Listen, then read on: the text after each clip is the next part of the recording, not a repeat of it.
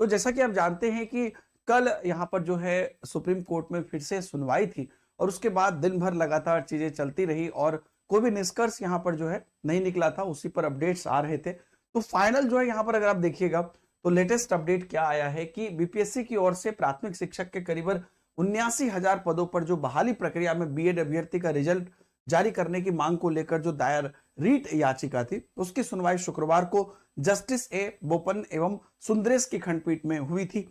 और याचिकाकर्ता बिहार प्रारंभिक युवा शिक्षक संघ के प्रदेश अध्यक्ष दीपांकर गौरव भौमिकूपाल की तरफ से वरिष्ठ अधिवक्ता प्रशांत भूषण, वर्धमान कौशिक, निशा तिवारी ने कोर्ट को बताया कि छत्तीसगढ़ के इसी तरह के मामले में कोर्ट ने बहाली की प्रक्रिया को आगे बढ़ाने के लिए हरी झंडी दी थी। तो ये जो है छत्तीसगढ़ में जो रिसेंटली मौका मिला था बीएड कैंडिडेट को, जहां पर की एग्जाम प्रोसेस हो गया था, तो उनको हरी झंडी मिली थी। लेकिन इस दलील पर जस्टिस बोपन एवं सुंदरेश की खंडपीठ ने इस मामले को मुख्य न्यायाधीश जो है डीवाई चंद्रचूड़ के पास भेज दिया है। अब इसकी जो अगली सुनवाई है 20 अक्टूबर को होगी। तो जो बिहार शिक्षक भर्ती का इस बीच में रिजल्ट भी आना है, जिसमें कि पहले 11-12 का, 9-10 का, फिर जो 1 to 5 का रिजल्ट भी आएगा और लगातार अलग अलग नोटिस आ रही है। आप देख रहे होंगे कि जो भर्ती होगी उसके बाद जो नियुक्ति का प्रोसेस है उसके लिए भी लगभग हर डिस्ट्रिक्ट में तैयारियां हो गई है और इस बीच में ये मामला अभी भी कोर्ट में है। तो ऐसा संभव है कि पहले 11-12 और 9-10 के हो जाएंगे और इस बीच में ये प्रोसेस जब तक कंप्लीट होता है तो उस प्रोसेस के साथ ही फिर 1 to 5 को लिया जाएगा। तो क्या डिस्कस निकलता है, अब अगली जो तारीख है वो 20 अक्टूबर को दी गई है। और दोस्तों यहाँ पर देख लीजिए, रिजल्ट के बाद भेजी जाएगी अधियाचना। अब यहाँ पर क्या कहा जा रहा है कि शिक्षक नियुक्ति परीक्षा का रिजल्ट जो है वो 15 अक्टूबर के आसपास आने वाला है। अब यहाँ पर देखिए रिजल्ट आ जाएगा, लेकिन अगली सुनवाई कब है उसकी, 20 अक्टूबर को। तो रिजल्ट किस बेसिस पे आएगा वो भी अभी क्लियर नहीं है। तो शिक्षक नियुक्ति का जो रिजल्ट है 15 अक्टूबर के पास आसपास आने वाला है। विभागीय सूत्रों का कहना है कि दूसरे फेज की करीब 37,000 से अधिक पद सृजित किए गए हैं। रिजल्ट जारी होने के बाद जो सीटें रिक्त रहेगी उन्हें भी सृजित करके जोड़ के जो है भेजा जाएगा।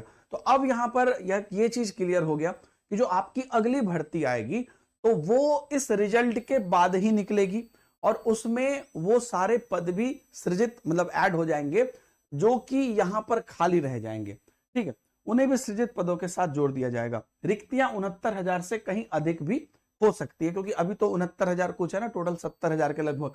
तो विभागीय सूत्र बताते हैं कि अधियाचना अगले हफ्ते तक बीपीएससी को भेजी जाएगी।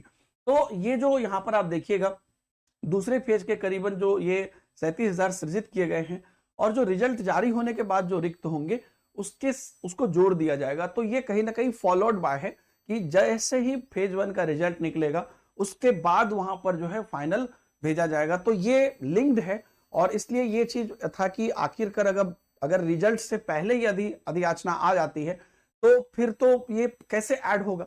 तो कहीं ना कहीं वो रिजल्ट निकलने के बाद ही वो अधियाचना आएगी और उसके बाद वो ऐड होगा। तो अब देखते हैं कि आगे इसमें किस प्रकार से पदों की संख्या बढ़ती है और जो पुराना वाला हमारा रिजल्ट है वो किस प्रकार से होता है, क्योंकि अभी मामला कोर्ट में है और 15 को रिजल्ट आने की बात यहाँ पर बताई जा रही है। ऐसे आप देखिएगा अलग अलग न्यूज में तो कहीं 14 से 16 के बीच में, कहीं 18 को, कहीं 15 को, ये अलग अलग है। तो मान के चलना है कि अगले, और रिसेंटली बीपीएससी के चेयरमैन सर का ट्वीट भी आया था कि हमें बहुत सारे मेरिट लिस्ट बनाने हैं तो थोड़ी देरी भी हो सकती है। ये शिक्षकों को प्रशिक्षण हेतु यानी जो ट्रेनिंग होता है, ट्रेनिंग के लिए देख सकते हैं न्यूज़ मतलब आ चुका है, ऑफिशियल नोटिस जारी हो चुका है कि ट्रेनिंग के लिए सभी डाइटों को ये आदेश दिया गया कि कितने बच्चों को आपको ट्रेनिंग कराना है और कितना डाइट है हमारे पास, कितने लोगों को हम करा सकते हैं एक बार में, और उनसे तैयार रहने को बोला गया है प्रशिक्षण के लिए। तो जिन भी शिक्षकों की नियुक्ति होगी उनको प्रशिक्षण के लिए इस तरह का होगा। बाकी आप देख सकते हैं जो मैंने आपको बताया है कि जीएस मतलब जस्टिस डीवाई चंद्रचूड़ जो है वो अब इसका फैसला करेंगे। मुख्य न्यायाधीश, देखिए बीएड अभ्यर्थी की भाग्य पर फैसला मुख्य न्यायाधीश के कोर्ट में होगा। उम्मीद अभी जिंदा है, 20 तारीख को ये फैसला कंफर्म हो जाएगा। तो अभी 4-5 दिन बचा हुआ है, देखिए इसका रिजल्ट कब आता है, तो उसके बाद रिजल्ट आएगा। ये देख सकते हैं कब अखबार में ये भी निकला था, बीएड अभ्यर्थियों का मामला और दूसरे कोर्ट में किया ट्रांसफ़र, यानी अब इसका जो है वो बोपन्ना साहब ने इसको ट्रांसफ़र करके DY चंद्रचूड़ यानी मुख्य जस्टिस के जो है उनको दे दिया है। तो अब 20 तारीख को देखिए इस पर क्या होगा आगे। चलिए आपका आगे का वीडियो देख लीजिए। Hello, welcome back to channel friends.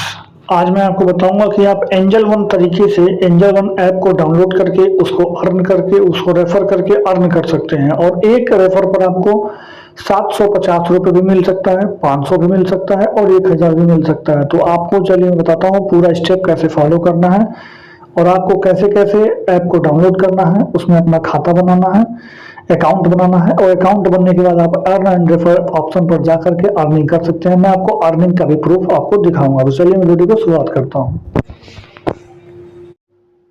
मैंने अपने डिस्क्रिप्शन में आपको लिंक दिया है। देखिए ये डिस्क्रिप्शन में मैंने कुछ इस तरह से लिंक दिया, आप उस पर क्लिक करेंगे तो इस तरह से आपका ऐप डाउनलोड हो जाएगा। ऐप डाउनलोड होने के बाद आप खुलेगा कुछ इस तरीके से। नीचे जो है साइन अप वाले जो अकाउंट है उसमें आप क्लिक करेंगे, अपना मोबाइल नंबर डालिएगा। यहाँ पर नीचे रेफरल कोड में मेरा रेफरल कोड जो आपको स्क्रीन पर दिख रहा है ये आप ज़रूर डालिएगा, क्योंकि ये रेफरल कोड इस्तेमाल करेंगे तभी आपका कूपन होगा एक्टिव। फिर उसके बाद ये ग्रांट परमिशन करने के बाद आगे बढ़ जाइएगा। फिर यहाँ पर आपका मोबाइल नंबर वेरीफाई करेगा थोड़ी देर में। फिर वेरीफाई होने के बाद आगे बढ़ जाएगा। यहाँ पर अपना डिटेल अपना नाम रखिएगा और आप जो रेफरल कोड मेरा ये वाला है जो आपको स्क्रीन पर दिख रहा है ये वाला लिख करके आगे बढ़ जाइएगा। फिर आप कोई भी अपना जीमेल आईडी कोई भी चुन लीजिएगा जो आपको चाहिए। फिर यहाँ से यस करके आगे बढ़ा दीजिएगा। यहाँ पर क्लिक करके यस कर लीजिएगा। फिर आगे बढ़ाइएगा। फिर आपको ऊपर अपना पैन कार्ड नंबर लिखना है। फिर उसके बाद अपना नाम लिखना है। फिर आगे आपको सबमिट कर देना है। आपका नाम आ रहा होगा, आप उसको देख लीजिएगा, सही होगा तो आप यस करके सबमिट करके आगे बढ़ जाइएगा। तो आप जो है जब इस पर यस करके सबमिट करके आगे बढ़ेंगे तो आपको कुछ इस तरीके से खुल जाएगा। आप यहाँ पर नीचे क्लिक करके आगे बढ़ जाइएगा। फिर यहाँ पर अपना आधार कार्ड नंबर डालना है आपको। आधार कार्ड नंबर डालने के बाद यहाँ पे आपको ये कैप्चा कोड डालना है। उसके बाद आपको यहाँ पे जो है आगे बढ़ जाना है। फिर आपके आधार कार्ड नंबर पर जो है जो रजिस्टर्ड मोबाइल नंबर होगा वहाँ पर एक OTP जाएगा। उस OTP को आपको यहाँ पर फिल कर लेना है। जैसे देखिए OTP आ गया, अब इस OTP को हम लोग फिल कर दिए हैं। OTP फिल करने के बाद आपको यहाँ पर 6 डिजिट जो है यहाँ पर डिजी लॉकर का आपका पासवर्ड कर लेना है, डाल देना है। अगर नहीं पता हो तो फॉरगेट पासवर्ड कर लेना है। फिर यहाँ से आपको अलाउ करके आगे बढ़ जाना है। फिर यहाँ पे आपको डिजी लॉकर का आएगा, फिर ये आपको अप्रूव हो गया। फिर आप यहाँ पे अपना अकाउंट मतलब बैंक का अकाउंट भी आपको लिंक करना पड़ता है।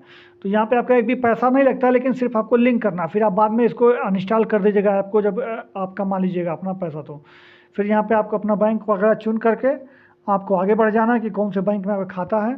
फिर यहाँ पे आप अपना अकाउंट नंबर वगैरह डाल दीजिएगा और अपना IFSC कोड डाल करके लिंक एक बैंक अकाउंट करके आप आगे बढ़ जाइएगा। फिर वहाँ से बाद आपको अपनी एक सेल्फ़ी यानी आपको अपना एक फ़ोटो खींचना है, सेल्फ़ी कुछ इस तरीके से। फिर आप सेल्फ़ी क्लिक करके आप उसको सिग्नेचर करने के लिए आएगा। यहाँ पे सिग्नेचर करने के लिए आप कुछ भी है जैसे स्क्रीन पर यहाँ पर ऐसे लिख दीजिएगा। तो वो स्क्रीन पर ही आप लिख करके अपना सिग्नेचर इस तरह से आप अपलोड भी कर सकते हैं और स्क्रीन पर वहीं पर लिख भी सकते हैं। तो या फिर आप अपने जहाँ भी आपका सिग्नेचर होगा वहाँ पर ले जा करके अपना अपलोड कर दीजिएगा, या फिर आप वहीं पे तुरंत सिग्नेचर करके आगे बढ़ जाइएगा। फिर उसके बाद यहाँ पर आपको जो है इस तरह से अपना कुछ एनुअल इनकम बताना होगा। आपका 0 रुपया तो 0 रुपया बता दीजिएगा। फिर यहाँ से आपका जो भी आप काम करते हो वो बता दीजिएगा।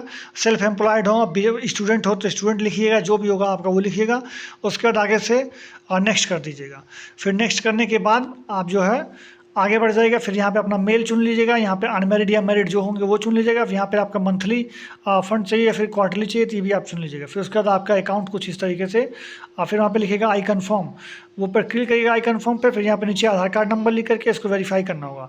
आधार कार्ड पे फिर से एक बार OTP आएगा। OTP सबमिट करने के बाद आपका अकाउंट खुल चुका होगा कुछ इस तरीके से। एप्लीकेशन आपके सामने होगा। आप इसमें जो है मैं आपको दिखा देता हूँ, मेरा पहले से अकाउंट बना हुआ है और अर्न एंड रेफर करके जहाँ पे आप रेफर एंड अर्न करके अगर आप देखेंगे तो ये आपको खुल जाएगा। इस समय मेरे वाले में आपको देख सकते हैं। तो आप इसमें अगर आप शेयर करके लिखा हुआ है इस पर शेयर करके अपने माता पिता भाई बहन दोस्त यार फ्रेंड्स आपके सर्कल में जितना भी पड़ा हुआ है ये पैसा मैंने वहीं से कमाया है। इससे ज़्यादा मैंने यहाँ पर रिचार्ज वगैरह भी किया है और प्रोडक्ट वगैरह भी खरीदा है। ये सारा पैसा मैंने वहीं से किया है। आप भी इस तरह से अर्न कर सकते हैं। जैसे कि मैं आपको दिखा दूं तो देखिए यहाँ पर आपको यहाँ पर देखिए मैंने 500 रुपया अर्न किया था। उसके बाद मैं आपको दिखा दूं तो 750 रुपया मैंने 3 बार अर्न किया है। यहाँ पर आप देख सकते हैं 750 ये मैंने वहीं से अर्न किया है। फिर मैं आपको दिखा दूं तो ये भी मैंने 750 करके 3 बार ये भी मैंने अर्न किया था। उसके बाद मैं दिखा दूं ये देखिए जो लास्ट मैंने 26 तारीख को आपको दिखाया, ये 300 भी बता रहे हैं 30-40। इनको क्या बोलना चाहेंगे सर, बच्चों के बीच में कंफ्यूजन? देखिए एक बात स्पष्ट रूप से बता दें कि मैं UPSC फेल करके पढ़ाने नहीं लगा। मैं मजबूरी के कारण पढ़ा रहा था और मजबूरी चूँकि व्यक्तिगत मेरी मजबूरी थी। मैं बाई बर्थ गरीब नहीं हूँ, बाई एक्सीडेंटल गरीब हुआ, उसको पढ़ाना शुरू कर दिया। जो कटअप बता रहा है 75-80 हमको गाली देगा। क्या PT का भी पास किया है?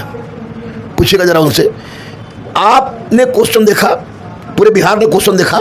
माननीय अतुल प्रसाद जी को मैंने सैल्यूट कहा था, क्योंकि सारा का सारा क्वेश्चन आपको एनसीईआरटी और एससीईआरटी थे। टफ क्वेश्चन थे, कंसेप्चुअल क्वेश्चन थे, व्यवहारिक क्वेश्चन थे, प्रायोगिक क्वेश्चन थे। मैंने उस समय भी कट ऑफ बताया था 60 से लेकर 65 के बीच में रहेगा। और ऐसे में हम लोग भी कम्युनिटी पोल किए हैं चैनल पे सर, तो 50 से 60 के बीच में आते हैं। तो 60 से 65 के बीच में रहेगा। 2 नंबर बढ़ जाना और घट जाना ये दूसरी बात है, लेकिन 70-75 चल जाना इसका मतलब कि वो शिक्षक लायक है ही नहीं। उस पर मुझे मेरी तरफ कोई कमेंट नहीं है। लेकिन 60 से 65 जिसका आ रहा है, 60 जिसका आ रहा है, yes sir, is confirm. Sir ऐसे में सर गर्ल्स लोग का क्या बोलिएगा सर, कारण कि गर्ल्स का भी है सर और ईडब्ल्यूएस है, BC1 है। गर्ल्स का 50 से 55 के बीच मैंने बोला था, अभी भी बोल रहा हूँ 50 से 55। उसके बाद ईडब्ल्यूएस का मैंने बोला था 60 से लेकर 61, अभी भी बोल रहा हूँ मैं 60 से 61। आपको फीमेल जो है 50, 51, 52, 48, 49, 50, 51, 52 से ज़्यादा इनका नहीं होगा, ये भी तय है। और मेल SC में जो है वह 52 से कम नहीं, यस सर, और ST जो है वो SC/ST मतलब 52-54 के बीच में सर, 52-54 से बीच में रहेगा SC/ST। मतलब ±2-3 हो सकते हैं आगे पीछे, 1-2 नंबर का आगे पीछे होता है, हमेशा होगा। मैं भगवान नहीं हूँ, लेकिन इतना तय है कि जो कटअप बताया है उस कटअप से ज़्यादा नहीं जा सकता है। क्योंकि अगर कटअप से ज़्यादा 75-80 चला गया, इसका मतलब कि लोग को क्वेश्चन दे दिया गया था कि जाओ घर पर जाके बना के ले आओ। उसी तरह का शिक्षक बोल रहे हैं। कौन सा शिक्षक है? रटाएगा एटम बम, परमाणु बम, हाइड्रोजन बम, रटाएगा लुसेड क्राउन और लंद फंदेवान घटना चक्र, कहेगा कि पेपर तो सर आउट होने का संभावना ही नहीं है। वो टीचर लोग अपने मन से बता दिए हैं, मन से बता दिए तो बाद में देखेंगे, रिजल्ट तो अभी ना करेगा।